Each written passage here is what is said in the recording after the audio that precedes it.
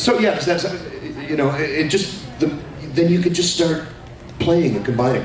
But as I said, I warn against going, okay, I'm going to create a voice for this character. I find it tends to work better, you know, in practical terms when I'm working. When I'm going into audition for something, it's like, here's your sides, here's the dialogue.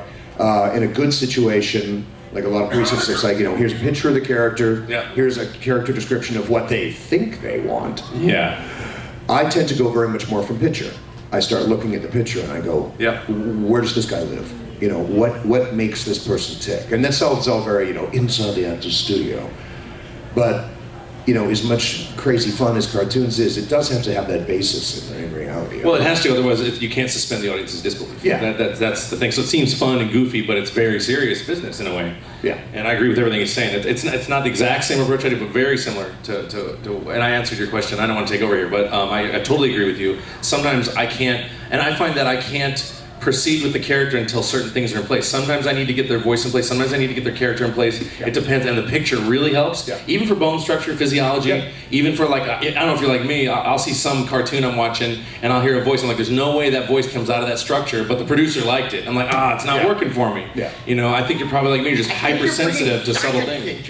Yeah, it just doesn't work. And everyone else is buying it, you're just like, not knocking your head, but what can you do? So anyway, go ahead, Scott, continue. Well, no, I'm actually going to further onto what you were saying about the physiology of stuff. Sure.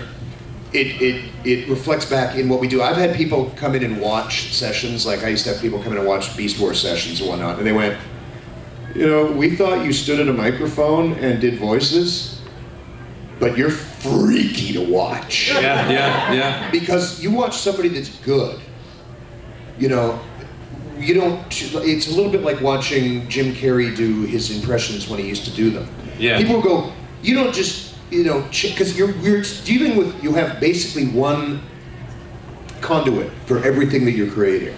And it's being registered into a little metal thing where there's some magic pixies that take things down lines and string and they put them into other boxes. It's called a large diaphragm condenser microphone. But, so you have to bring so much more to a character. It's not like on camera where it's like, it's all in the eyes, man. It's like, yeah, dude, guess what? It's a cartoon, you don't have any frickin' eyes! Frickin' I said, thank you. So, you know, people have watched, and you're going like, dude, when you do that, your whole, like, every bone in your face moves around. Oh, yeah. It changes, and sometimes you have to do that just to, you know, to make a thing, you know, suddenly I will open up this part of my head and my tones will change. Or, you know, you play it, it's just, it's kind of weird. And honestly, I've watched video of us at work and I've gone, good God, we're a bunch of freaks. I have the experience of having an engineer who works in LA now, and I was working on something for kids, and every time she's the engineer and she's recording, she'd record, then she'd lean over, look in the window, and she kept doing it. She'd lean over, look in the window every time I work. And I go, what are you doing? So she goes, you're just hysterical to watch, because you do all these faces and everything's just all transformed, and you're, you know, like that type of voice, and you just become, you really, I don't know about you, Scott, but once I start, I'm sure this is true for you, once I start, Sean has left the building, and when I hear it back, I'm like, oh really, that's me? Oh, and that's when I usually know I've done a good job. When if I go, well, then I, you know, but if I know it's me, then I'm like, not committed. You know, that's my litmus test. Yeah, very rarely does Scott actually enter the building. Yeah, it's funny, I've had people, you know, it's like I recognize, and there's certain stuff, especially in anime, because we tend to be playing much more sort of human characters in a fairly, you know, humanistic world where you can't suddenly go, okay, well, this guy's going to suddenly be, except for Jace, who for some reason in our version was from Liverpool and your version was from Australia. You're a little more, so, you know, I mean, you know, stuff like done, like, you know, Dual Maxwell and Koga are not that dissimilar, Wolverine, blah, blah, you know, people go like, I recognize your voice.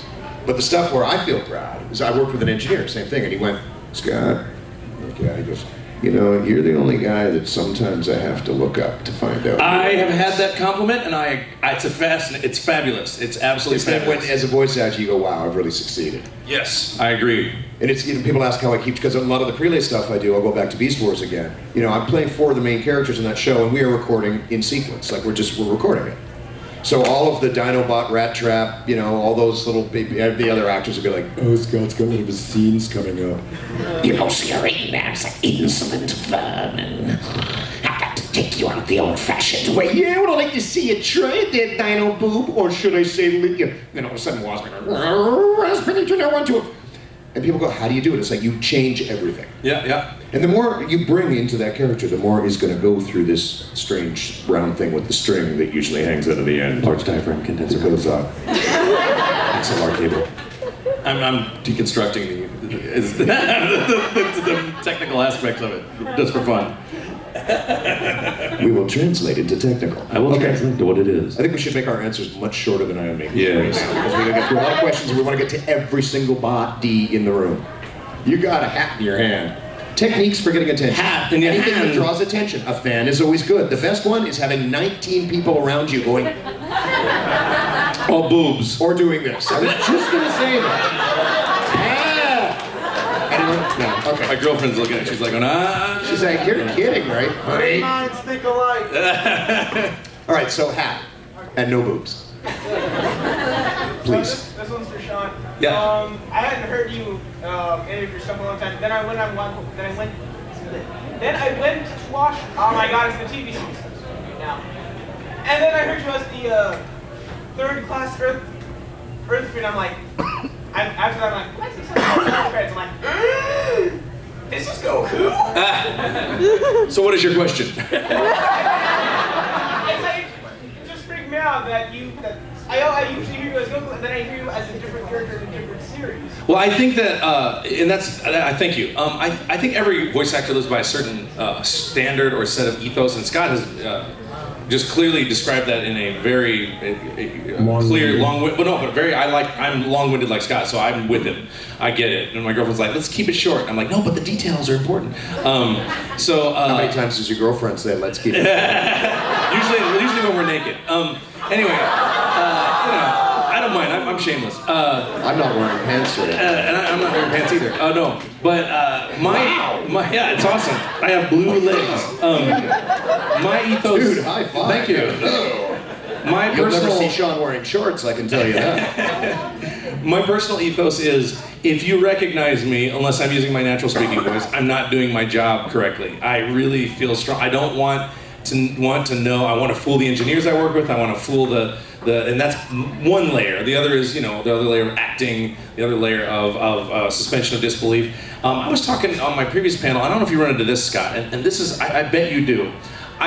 Hearing Scott do voices, and I've watched some of his work, of course, and probably watched a lot more of it than I realized, because I didn't realize how long and illustrious career you had. How old I was. And that's a nice way of me saying how old I was, how old you were. But one of the things I've run into is being a strong enough and a convincing enough read to where if you don't have a strong director, they will buy your not good enough read because you're so convincing. And the best directors will go, Scott or Sean or whatever, that's good, but do this. And the bad ones go, wow, that's so amazing.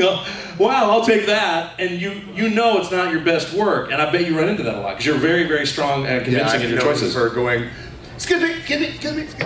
If I don't get to do that line again, line 67, I swear to you, I shall have to kill myself now. I shall kill myself in the studio. And they're like, okay, Scott, it was perfect the first time, but go ahead. Do you do these tricks? What I do to get more takes in is I try to work quickly because I know better than some of the directors. So I go, like, if I work quickly, I'll go, oh, can I try that again? I got another idea. And they'll go, yeah, okay. And then it's almost always better. And then they go, oh yeah, I like that. Thanks for doing that. So you always want to, every talent I think is always trying to get their expression the way they believe it should be on there. And good directors will work with you and grind two pieces of coal together to make diamonds, is the way I kind of look at it.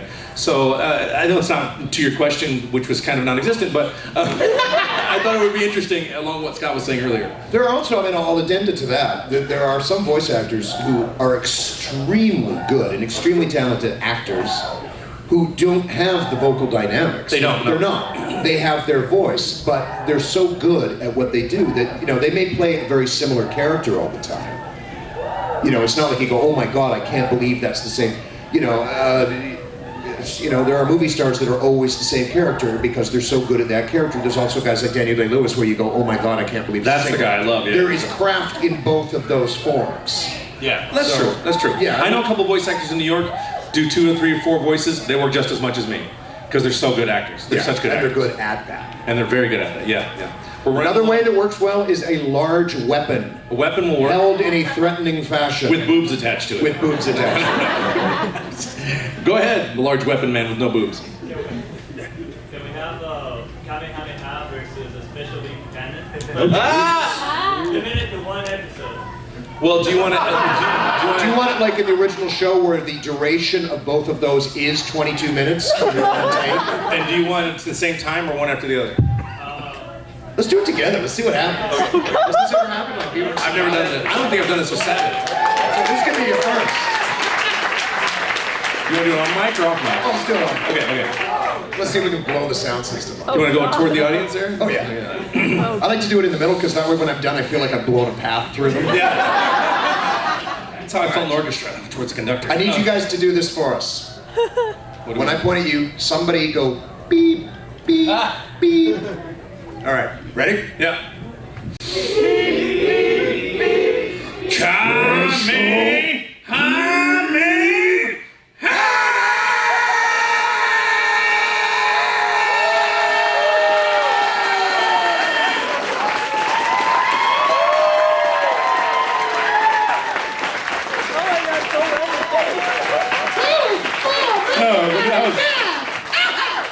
It's very awesome. I'm geeking out myself, actually. We got a few more minutes. We'll do a couple more quick ones. Let's do a lightning round. This is what I like to do. Lightning round. Good idea, You guys give super fast questions. We'll give you super fast answers. Yes, go All ahead. Too late. Sorry. Kidding. What's your favorite food? My favorite food, Pocky and spray cheese. Yes. Intimates, donuts, and Doritos at the same time. I'm actually a trained How many chef. cookies? So, you because you're great. If you could be any mythological being, what would you be? Centaur, which I was in League of Legends. Anyway. I was gonna pick Centaur. I'll say Griffin. Yes. Yes, fan. Favorite? Uh-oh. Oh, she lost her voice. Have we ever done an outtake that's made it into the original show? Yes. Yes. I told Wes Kai he was a fat fuck. And it got released. I'm going on top of cut. See if you cooperate with me. When you're doing dubbing, you're matching lip flaps. If you screw up something, Yes. so you're in there, it's like, I will make you this promise. I will be the out. Son of a rabbit up that. Son of a turkey in my. It will always fit the flaps. Yes. Next one. In the back, hat. I just wanted to ask, both of you, what is your favorite voice you've done over these years? Oh God, there's no way to answer that fast. I got to play Batman. It was awesome. I got to play Batman's dog. It was awesome. Yes, other hat. Yes, other hat. Hurry up. And What? cake is a lie. Yes. I have no answer. She walking up to the stage. Oh. Hi, Chris. I entered your panel yesterday, and you did it for my honor, and there's only one way to restore it. Bronominal Fistbump. Oh, what? A Bronominal Fistbump. Bronominal Fistbump. Okay. I was also very proud to be a pony. Thank you very much. Yes. Yeah, Scott. Have you ever farted or burped in the booth with a bunch of people? Pardon me? Ever farted or burped in the booth with a bunch You heard my. I left a fart for Laura Bailey once. If we had more time, I would tell you my Wolverine boot story. But yes, large man. Again with no boots. But yes. What pony were you? I was Chief Thunderhooves, I was the Diamond Dogs, and I was Flam of the Fabulous Flim Flam Brothers. And I was not. Traveling sales ponies non-parade. Okay, we're speeding things up. Yes. Yes. Boobs. Her, go. Is there any character you tried out for and didn't get, but really disappointed you didn't get it? Yes, every character I ever auditioned for that I didn't get. This is how I make my living. Ditto. Yes. And the brain from Pinky and the Brain. Yes. Do you have to blow dry your hair? You know what? No, I don't. That's why I wear hats, honest to God, because I'm lazy. I use curly hair products. Yes. Although I do it at the hotel. just And I dry because- my girlfriend's hair every morning. Camera. Favorite movie slash influence growing up? Favorite movie? Slash influence as a voice actor? Oh, influence as voice actor, easy. Mel Blanc, no question. Mel Blanc, I'm with him. Paul Frees, the reason I became a voice actor is, and most people don't know who he is, you hear him all through Disneyland. He's like, welcome, foolish mortals. When I found out that he was also the Pillsbury Doughboy, my brain went ping. That's what I wanted to do. Favorite movie, Princess Bride, yes. Who does the best Christopher Walken impersonation? Fastest one Walker. or the best one? Best one. The best one, probably Chris Walker. Chris Walken, best one. Also, you I put my know, pants. Go I ahead. saw the shirt, the Walking Dead shirt.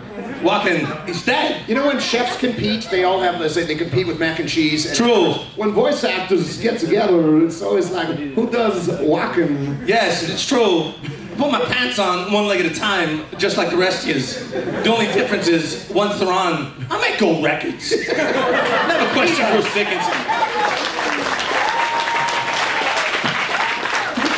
Kirby, and Kirby.